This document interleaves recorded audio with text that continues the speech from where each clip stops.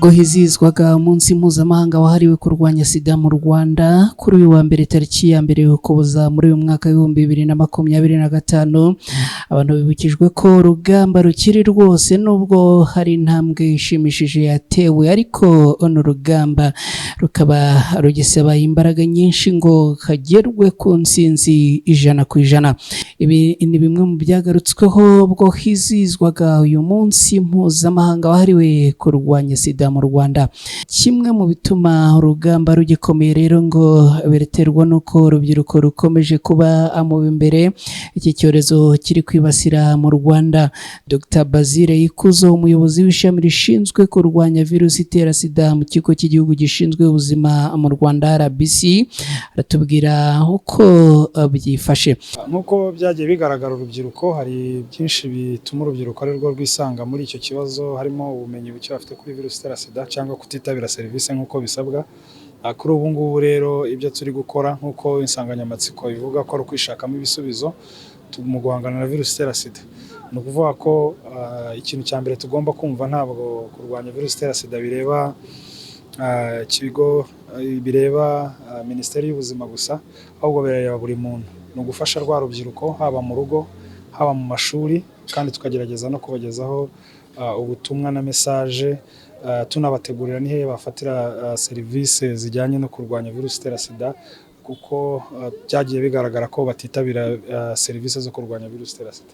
Ese ubu gufata imiti bihagaze gute mu Rwanda? Dr Basile Ikuzo arakomeza dusobanurira. Tugitangira kuko abantu batafataga imiti neza, batangiye bayifata kwa muganga tukabakurikirana ku buryo bwa buri munsi. Ariko kuko dufite abantu muri program basigaye bafata imiti neza, tuguha imiti umara n'amezi 3. Ukamara amezi 3 utaraza kwa muganga, ariko ufite imiti ufata buri munsi amezi 3.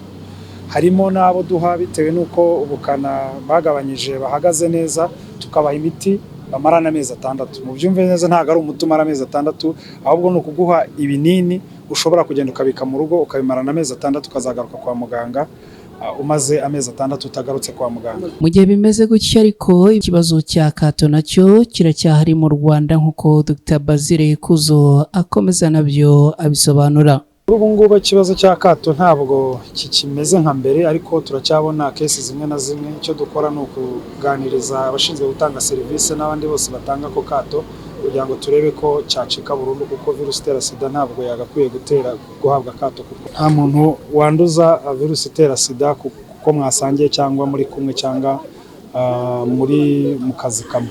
Bamwe mu bagize amahirwe make yo kwandura virusi itera sida bakaba bafata imiti neza, baragira icyo bavuga, bagira inama abandi, ndetse bagahamagarira abantu gutinyuka no gushira ubwoba kugira ngo iminsi nabo ibashe kwisunika. Ni umuperetikateri uhagarariye abandi ku kigo nderabuzima cya Kagugu, n'ubundi bingiye gukomeza mbashishikarize kugira ngo nabo bakomeze bagere kuri revo ngezemo, kandi mbashishikariza kwikunda no kugira uruhare kuri bo no ku miti bakayigiraho uburenganzira, kugira ngo bajye bafatira umuti ku gihe kandi barusheho.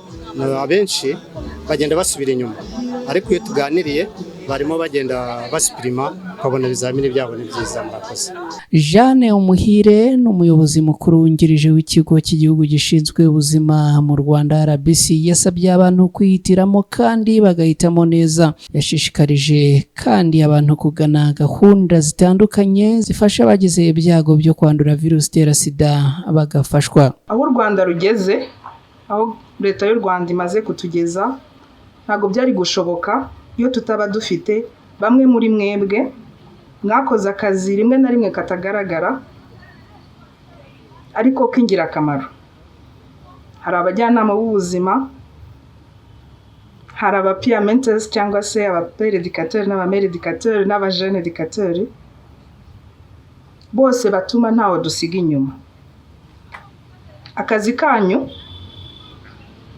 niko gatuma dukomeza gutera imbere. Abajene bagenzi banjye, mbashishikaje gukomeza gushaka amakuru hamwe na hamwe, guhitamo neza. Amadini hari uburyo yavuga, leta hari uburyo yavuga, ababyeyi hari uburyo yavuga, ariko aho mugeze, aho tugeze, dushobora kwihitiramo kandi tugahitamo neza. serivisi zirahari, serivisi zo kwirinda zirahari, serivisi zo kuvura zirahari. Bashishikaje gukomeza kuzigana, ariko nk'uko bagenzi banjye nabo babivuze, no gukomeza gushishikariza abandi kuzigana. Kuri ubu ngubu mu gihugu dufite abantu bafite virusi itera sida bagera ku 234. Iyo urebye usanga buri mwaka 2500 ari byo byandura, kandi ugasanga 2500 nabo nibo bahitanwa na virusi itera sida. Ariko iyo urebye muri porogaramu zigiye zitandukanye, ku bazi uko bahagaze ni 96%. Muri abo bazi uko bahagaze 98% bari ku miti. Ku bari ku miti 98% babasha kugabanya ubukana bwa virusi itera sida ku kigero gishimishije. Twareba ku buzima bw'umubyeyi utwite ufite virusi itera sida, usanga byibuze abana bagera kuri 99% barangiza igihe cyo gucuka, no kuvuga ngo imyaka 2 nta virusi itera sida bafite.